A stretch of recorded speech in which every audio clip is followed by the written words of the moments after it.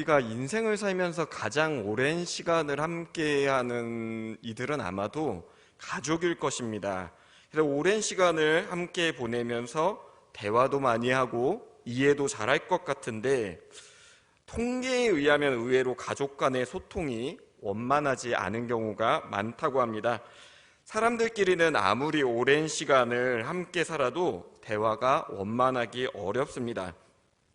물론 한때는요, 참 대화가 잘 통한다 생각이 돼서 친구가 되기도 하고 좋은 인연으로 발전하는 경우도 있습니다. 그러나 시간이 지날수록요, 우리는 서로의 다름을 발견하게 되고 원만하게 소통하는 게 정말 쉽지 않다라는 걸 깨닫게 됩니다.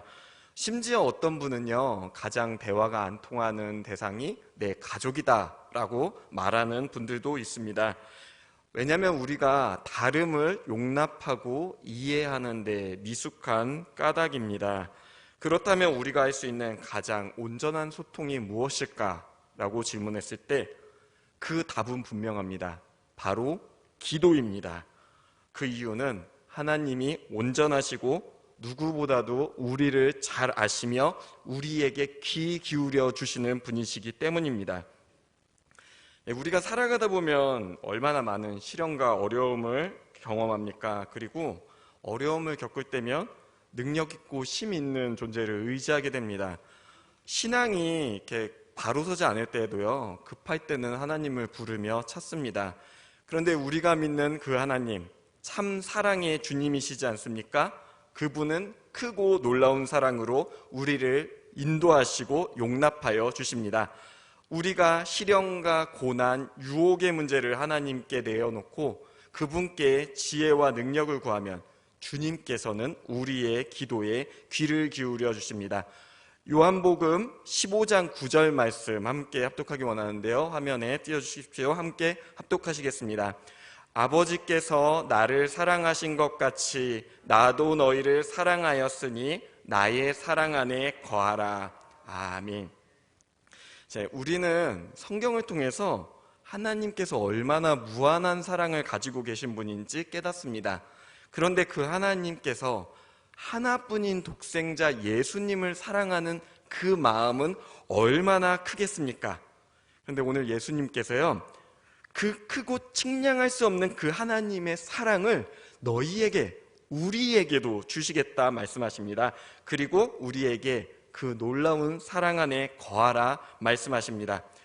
우리는 예수님께서 이 땅에서 거하시는 동안에 얼마나 많은 어려움, 고난, 유혹을 경험하셨는지 잘 알고 있습니다.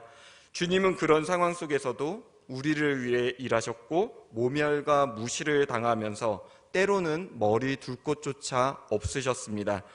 예수님은 인간의 몸에 오셔서 모든 면에서 우리와 같은 시험을 당하셨지만 그분은 죄가 없는 분이셨습니다. 하지만 예수님은 제자들과 함께 이 땅에서 지내시며 인생의 어려움, 아픔에 공감하셨습니다. 주님은 인생의 고통을 잘 아시기에 기도에 대해서 오늘 말씀을 통해 약속하여 주셨습니다. 오늘 본문 7절 말씀 함께 합독하시겠습니다.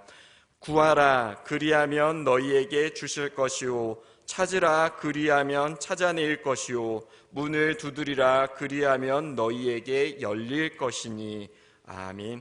자, 이 말씀 초반부에 구하라 그리하면 너희에게 주실 것이요 라고 말씀하지 않습니까? 근데 우리가 때로는 이 말씀을요, 약간 도깨비 방망이 혹은 자판기처럼 생각할 때가 있습니다. 실제로 몇몇 사람들은 이제 도깨비 방망이 이제 뚝딱해서 소원이 이루어진 것처럼 이렇게 간증을 하고 자랑하기도 합니다. 하지만 우리가 성경을 읽고 하나님의 뜻을 더 깊이 이해하게 된다면 응답받는 기도의 의미가 무엇인지에 대해 깨닫게 됩니다. 요한 1서 5장 13절에서 15절 말씀도 함께 합독하시겠습니다. 내가 하나님의 아들의 이름을 믿는 너희에게 이것을 쓰는 것은 너희로 하여금 너희에게 영생이 있음을 알게 하려 함이라. 그를 향하여 우리가 가진 바 담대함이 이것이니 그의 뜻대로 무엇을 구하면 들으심이라. 우리가 무엇이든지 구하는 바를 들으시는 줄을 안즉 우리가 그에게 구한 그것을 얻을 줄을 또한 아느니라. 아멘. 예, 이 말씀은 기도의 응답에 대한 말씀입니다. 예, 우리는 종종 하나님의 뜻이요, 아까 마지막에 읽은 15절 무엇이든지 구하는 바를 들어주시겠다 얘만 있었으면 좋겠다라고 생각합니다. 근데 사실 더 중요한 건요, 그 앞에 있는 14절 후반절입니다. 그 후반절에 뭐라고 써있냐면 그의 뜻대로 무엇을 구하면 들으신다 라고 기록되어 있습니다. 그러니까 중요한 것은요, 우리가 주님의 뜻대로 구하는 기도를 해야 한다는 것입니다. 즉 우리가 응답받길 원한다면 먼저 그분의 뜻에 합당한 것을 구하는지 스스로를 돌아봐야 한다는 것입니다. 사랑하는 성도 여러분, 하나님의 뜻을 구하는 것이 기도에 응답받는 원리임을 믿으시길 소망합니다. 역사상 가장 기도응답을 많이 받았다고 알려진 사람은 고아들의 아버지 조지 뮬러입니다. 그는 기도응답에 대해서 이런 예화를 설명한 적이 있습니다. 어느 게으르고 일하기 싫어하는 사람이 있었습니다. 그는 정말 가능하면 일을 하지 않고 편하게 게으르게 살고 싶었습니다. 그런데 어느 날 성경을 읽다가 오늘 본문 말씀을 읽었습니다. 그러면서 구하는 이마다 받는다고? 이거 진짜 완전 좋은 하나님인데? 하고서는요, 하나님이 살아계신지를 확인하겠다며 나에게 100억을 주세요. 주님, 내가 100억을 구합니다. 라고 기도를 했습니다. 그가 돈을 달라 한 이유는 분명합니다. 남은 인생 동안 여행이나 다니며 편하게 살고 싶었기 때문이죠. 자, 과연 이 사람의 기도는 응답받을까요? 여러분 잘 아십니다. 당연히 그 기도는 응답되지 않습니다. 왜냐하면 그가 돈을 구한 까닭이 하나님의 뜻이 아니기 때문입니다. 그는요, 가난한 자를 돌보거나 하고는 하나님께서 원하시는 어떤 소명 때문에 돈을 구하는 것이 아니라 계속 게으르게 편하게 즐겁게 살기 위해 돈을 구하였습니다. 그런 구가 이걸 위해서 간절히 기도한들 하나님께서 그 기도를 들으시겠습니까? 기도는요, 반드시 하나님의 마음에 따라 구할 때에만 응답되는 것입니다. 그렇다면 우리가 하나님의 뜻을 따라 구하다가 과연 이 재물에 응답받는 그런 경우도 있습니까? 라고 질문하실 수 있습니다. 주님의 계획 안에 있다면요, 그 응답 가운데 재물의 복도 따를 수 있습니다. 다윗이요, 위기 가운데 있을 때 민족을 위해 자신을 따르는 600명을 위해 기도할 때요, 하나님께서는 그를 왕으로 세우시고 그 나라를 부강하게 하셨습니다. 하나님의 계획과 나의 기도가 맞아떨어질 때, 그리고 하나님의 뜻을 구할 때 그 과정에서 하나님께서 필요하시다면 우리에게 재물의 복을 허락하시기도 한다는 것입니다. 그런데 여기서 우리가 또 하나 실수하는 부분이 있습니다. 그게 무엇이냐면 하나님께서 기도에 응답하실 때 나의 선함이나 착한 일을 많이 한 대가가 영향을 끼칠 것이다 라는 생각입니다. 우리 마음엔요, 사람들이 보기에 더 착한 사람이 기도응답을 많이 받았으면 하는 마음이 있습니다. 전래동화 중에도 그런 내용이 많기 때문일 것인데요, 그러나 성경은 우리에게 분명하게 말씀하고 있습니다. 오직 우리가 예수 그리스도의 이름으로 기도할 때 우리가 응답받는다는 사실입니다. 요한복음 14장 13절에서 14절 말씀 합독하시겠습니다. 너희가 내 이름으로 무엇을 구하든지 내가 행하리니 이는 아버지로 하여금 아들로 말미암아 영광을 받으시게 하려 함이라. 내 이름으로 무엇이든지 내게 구하면 내가 행하리라. 아멘. 예. 주의 이름으로만 기도응답을 받을 수 있음을 강조하기 위해서요, 예수님께서는 내 이름으로를 이 짧은 구절에 2번이나 사용하셨습니다. 근데 성경에서요, 같은 표현이 중복될 때는요, 정말 중요하기 때문입니다. 왜냐하면 당시에는 종이가 굉장히 귀했기 때문입니다. 그래서요, 단순히 같은 표현을 2번씩 반복하는 실수를 하는 경우는 없습니다. 정말 중요하다인 것입니다. 만약 누군가가 남들에게 착하다고 칭찬을 듣고 규칙적으로 예배드리고 가난한 이들에게 자선을 베푼 것으로 하나님께 공로를 자랑한다면요, 이것은 어리석은 일입니다. 물론 여러분, 예배를 잘 드리고 가난한 이들을 돕는 것은 훌륭한 일입니다. 그러나 우리가 착한 일을 대가로 하나님께 천국을 요구하기에는요, 이미 우리의 죄값이 너무나 무겁습니다. 용서하고 들으시기 바랍니다. 이 나라 이 땅의 어느 누구도요, 자신의 의로움으로 구원에 이를 자는 없습니다. 우리 중 누구도요, 하나님의 상급은 고사하고 죄의 심판을 면할 수 없는 존재입니다. 때문에 구약시대에는요, 자신들을 구원할 메시아를 기다려야 했습니다. 이스라엘을 어둠에서 구원할 자가 필요했기 때문입니다. 그런데 그 약속의 메시아 예수 그리스도께서 오셨습니다. 그리고 이제 우리는요, 그 예수 그리스도를 바라봐야 합니다. 그분은 우리 때문에 십자가에 달려 보혈의 피를 흘리셨습니다. 우리의 죄악이 모두 그분의 십자가에서 그분께 전가되었습니다. 예수님께서 지금까지 그리고 이후에 지을 이 모든 죄의 대가를 모두 치르셨다는 말씀입니다. 그 십자가로 말미암아 예수님의 의가 우리에게 흘러들어왔습니다. 이제 죄인들, 심지어 예수님의 십자가 한편에 있던 강도조차도 예수님을 믿음으로 영접할 때 죄를 용서받고 깨끗하여져서 하나님의 나라를 상속받았습니다. 우리가 예수님을 믿는 믿음으로 인해 의롭고 온전하여졌음을 하나님께서 인정하사 은혜로 우리를 구원하여 주신 것입니다. 마지막 날에 주 예수 그리스도에 대한 믿음으로 우리가 하나님 앞에 서게 되듯이요, 현재 우리도 그 믿음을 통해 기도로 하나님께 나아가야 합니다. 만일 우리가 간구하는 것을 응답받기 원한다면요, 예수 그리스도의 이름을 의지하며 나가셔야 합니다. 우리는 예수 그리스도의 이름을 믿고 선포함으로 삼위일체 하나님의 사랑에, 그 연합에 동참할 수 있기 때문입니다. 예수님을 믿고 신뢰할 때 우리는 그리스도의 몸인 교회가 됩니다. 주님과 교회가 몸과 머리를 이루는 하나님의 은혜 안에서 우리가 주님께 기도할 때 예수의 이름을 의지하며 그 이름 앞에 자신을 성찰할 때 주님께서는 우리의 기도에 응답하여 주신다는 것입니다. 사랑하는 성도 여러분, 오직 예수의 이름으로만 존귀한 하나님의 자녀가 됨을 믿으시길 소망합니다. 예수님께서 존귀한 분이시기 때문에 우리는 이 기도에 응답받는 것을요, 기대할 수 있습니다. 예수님은 하나님께 모든 것을 받기에 합당하신 분이시며 흠없는 하나님의 자녀이시고 어떠한 상황에서도 하나님의 마음을 따라 행하시는 분이시기 때문입니다. 우리가 그 예수님을 신뢰하고 그분 안에서 그분의 이름을 의지하여 기도한다면 우리는 기도에 응답받는 은혜를 기대할 수 있는 것입니다. 하지만요, 우리가 죄 가운데에 있으면서 악을 행하는 사람이 예수의 이름을 판다고 그 기도가 응답되지는 않습니다. 시편 66편 18절 말씀 우리가 함께 합독하시겠습니다.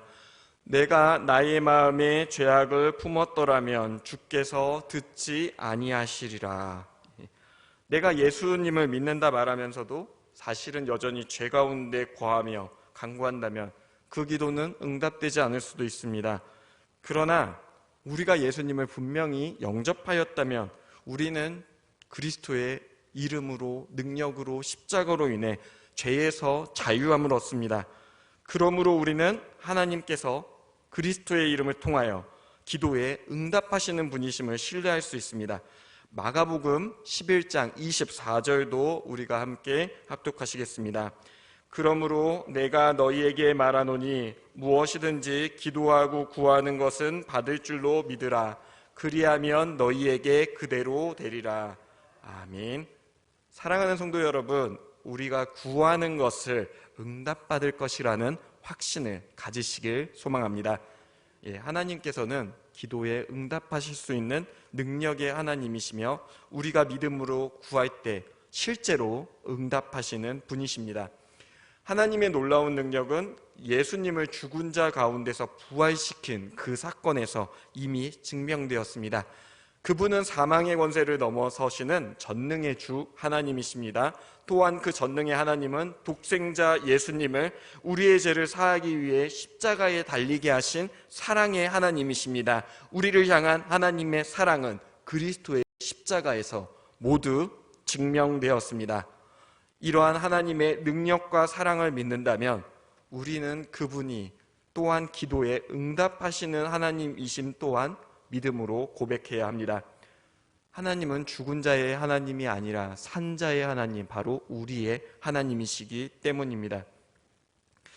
그분은 오늘 우리의 삶의 자리, 이 자리에 임재하셔서 우리의 기도를 들으시고 응답하실 수 있는 전능하신 하나님이십니다. 자, 이제 정리해 보겠습니다. 하나님께서 응답하시는 기도는 첫째, 하나님의 마음에 합당한 것을 간구해야 한다. 둘째, 예수 그리스도의 십자가 공로를 의지하여 예수 그리스도의 이름으로 기도해야 한다. 셋째, 우리는 하나님께서 그런 기도를 들어주시는 전능하신 분임을 신뢰하며 기도해야 한다. 까지가 제가 여태까지 나눈 말씀입니다. 근데 여기에요, 한 가지 더 필요한 게 있습니다. 이게 뭐냐면요, 하나님께 응답받을 때까지 인내를 가지고 기도하는 모습도 필요합니다. 기도에 대한 말씀을 찾아보시면 알겠지만요, 주님께서는 언제 응답하겠다라고 말씀하시진 않았습니다. 구하라, 그리하면 너에게 주실 것이다. 찾으라, 그리하면 찾을 것이다. 문을 두드리라, 그리하면 열릴 것이다 라는 긍정의 약속을 주셨지만요, 그게 언제인지 딱 집어 말씀하시진 않았습니다. 그래서 우리는요, 하나님의 응답을 인내하며 기다릴 수 있는 모습이 필요합니다. 물론 제가 이렇게 얘기하면요, 그건 좀 아닌데 하시는 분도 계실지 모릅니다. 그리고요, 아니 그럼 뭐 제 문제를 가지고 10번, 20번씩 기도해야 합니까? 그냥 자기 정신 승리하시려고 그냥 억지 쓰시는 거 아니세요? 라고 물어보는 분이 계실지도 모릅니다. 또 혹자는 또 이런 질문도 하실 수 있습니다. 뭐 하나님 다 아신다면서요, 우리 문제 다 아는데 그분한테 뭐하러 우리가 기도합니까? 라고 질문하시는 분도 계실지 모릅니다. 그러나 하나님께서는요, 우리가 하나님의 뜻을 따라 담대한 믿음의 삶을 보이길 원하십니다. 그리고 하나님을 찬양하는 주의 자녀로서 주님의 뜻대로 고백하는 그 모습을 보길 원하십니다. 만일 우리의 기도가 한 번도 응답되지 않았다라면요, 어쩌면 우리 자신의 모습을 돌아봐야 할 때일지도 모릅니다.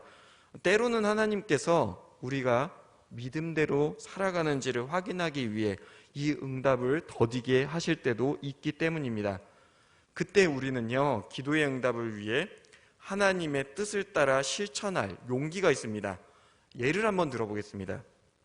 우리가요, 하나님 저에게 담대한 용기를 가지게 해주세요 라고 기도를 하는데요, 이 기도를 할 때 우리는 마음에 자연스럽게 용기가 불어나는 대신에 하나님께서 우리에게 위기를 허락하실 수 있다는 것도 인정해야 합니다. 그 위기를 허락하실 때 우리가 용기를 실천하는 기회를 주시는 것일 수도 있습니다. 그런 상황에서 우리가 어떻게 해야 합니까? 주님, 용기는 안 주시고 왜 위기만 주십니까? 라고 말하는 것이 아니라요, 이것이야말로 우리가 용기를 실천할 수 있는 기회임을 묵상하며 그 기회에 동참해야 하는 것입니다. 또 한편으로는요, 남편을 사랑하게 해주세요 라고 기도를 하는데요, 이 남편을 사랑하는 마음이 막 불어나는 대신에 오히려 이 남편의 모난 모습이 더 드러날 수도 있습니다. 주님이 응답하지 않은 것일까요? 그렇지 않습니다. 오히려 이 기회를 통하여 그를 용서하고 더 사랑할 수 있는 기회를 주시는 것일 수도 있습니다. 그때 우리는요, 기도에만 머무는 것이 아니라 그 기도 속에 있는 하나님의 그 응답에 동참할 수 있는 믿음이 필요한 것입니다. 이처럼 긴 인내와 용기 있는 선택으로 우리가 하나님의 뜻을 기다려야 할 때가 있습니다. 우리가 인내하며 하나님의 길로 행하고 기도 중에 하나님의 응답을 기다린다면 우리는 좀 더 하나님의 응답을 자주 체험할 수 있습니다. 그리고 그런 경험들을 통해 우리가 영적으로 성장할 수 있습니다. 사랑하는 성도 여러분, 특별히 우리가 이제 사순절, 특별 새벽 기도회인 다니엘 기도회를 앞두고 있지 않습니까? 이 기회를 통해서요, 여러분 하루를 시작하실 때 오늘 말씀을 기억하시면서 기도 좀 더 힘써 보시는 기회가 되시길 소망합니다. 그리고 일상의 아주 작은 것 하나도요, 하나님께 아뢰며 감사함으로 나누시길 소망합니다. 여러분, 몸에 탈이 날 때는요, 회복해달라고 기도하시기 바랍니다. 잠이 오지 않을 때는 평안히 잠을 이룰 수 있기를 간구하며 기도하기 원합니다. 일상의 사소한 것 하나하나 이번 기회에 하나님과 소통하며 그것이 내가 어떻게 응답을 받았는지 돌아보는 시간이 되길 소망합니다. 여러분, 그렇게 하나님과 일상을 나누다 보면요, 우리가 정말 얼마나 크고 놀라운 은혜를 누리며 살아가고 있는지를 깨닫게 됩니다. 사실 그것을 깨닫는 것을요, 영적인 민감함이라고 합니다. 우리가 영적으로 민감할 때 하나님과 소통하며 보다 하나님과 가까워지고 친근해지는 은혜를 체험할 수 있습니다. 우리는 이 영적인 민감함 속에서 하나님의 뜻을 구하며 인내의 열매를 통해 하나님께서 행하시는 그 역사를 체험하고 증언하는 증인이 될 것입니다. 우리가 주님의 자녀로 살아가고자 한다면 하나님의 마음을 구하는 기도로 나아가기 원합니다. 그리고 그 하나님을 찬양하며 하나님과 동행하십시오. 그러나 또 하나 중요한 게 있습니다. 바로 연합하여 기도하는 것입니다. 마태복음 18장 19절 말씀 우리가 함께 합독하시겠습니다. 진실로 다시 너희에게 이르노니 너희 중에 두 사람이 땅에서 합심하여 무엇이든지 구하면 하늘에 계신 내 아버지께서 너희를 위하여 이루게 하시리라. 아멘. 우리가 하나님의 마음에 합한 기도를 합심하여 구할 때 하나님께서 그 기도를 어찌 외면하시겠습니까? 여러분, 혹시라도요, 내 가족 가운데 아직 주님을 영접하지 못해 고민하는 게 있습니다 하면요, 여러분 이번 기회에 우리 속장님, 지역장님에게 좀 오픈을 하십시오. 그리고 이번 기간 동안에 꼭 같이 기도해달라고 부탁을 하십시오. 주님께서 원하시는 일 아닙니까? 그리고 우리에게도 간절한 일 아닙니까? 이것이야말로 우리가 함께 나누며 기도의 합심함으로 그 기도의 응답을 발해야 할 일입니다. 주님을 영접하지 못한 이들이 돌아가는 것, 하나님의 뜻에 합합니다. 그러나 우리가 이 기도를 응답받기 원한다면요, 기회가 있을 때마다 서로 함께 기도하는 것입니다. 내가 그 사람의 비밀을 알았어 라면서 이건 비밀인데 라고 속삭이는 그 대상은요, 내 옆에 계신 분이 아니고 하나님이십니다. 하나님께서 그걸 듣기 원하십니다. 이 사람이 이런데요, 주님, 이분의 기도를 들어주시기 원합니다. 이것이 참된 그리스도의 성숙함 아닙니까? 이 모습을 이번 다니엘 기도회를 통하여 우리가 실천하길 원합니다. 우리가 기도와 간구로 나아갈 때 주님께서는 우리가 실천하기 원하시는 것이 있는지, 그리고 우리가 인내의 열매를 통해 주님께 간구한 것이 있는지 우리 스스로 돌아보는 시간이 되기 원합니다. 사랑하는 성도 여러분, 하나님께서 우리의 아버지 되심을 믿으십니까? 오늘 본문 끝에 보면은 자녀가 떡을 달라 하는데 돌을 줄 부모가 없고 생선을 달라 하는데 뱀을 줄 부모가 없다 말씀하십니다. 악한 이들조차도 자식에게 좋은 것을 주고자 노력합니다. 하물며 우리 아버지는 선하시고 능력도 많으시며 우리에게 더 좋은 것을 주길 원하십니다. 특별히 아까도 계속 얘기했지만 이번 다니엘 기도에 우리 아버지와 더욱더 깊이 소통하는 믿음의 시간이 될 수 있습니다. 주님은 누구보다 깊은 관심으로 우리의 기도에 귀 기울이시고 더 좋은 것으로 채워주기 원하는 분이십니다. 이제 우리에게 필요한 것은 그분의 뜻 안에서 예수의 이름으로 나아가 고백하며 인내 안에서 주님의 계획에 동참하는 것입니다. 그때 주님께서는 우리 안에서 크고 놀라운 일들을 이루어 가실 것입니다. 누구보다 우리의 깊은 곳을 잘 아시는 주님, 그 주님을 누구보다 잘 알고 그분의 뜻에 동참할 사람이 누구겠습니까? 오늘 그 사람이 바로 우리가 되길 소망합니다. 기도하시겠습니다.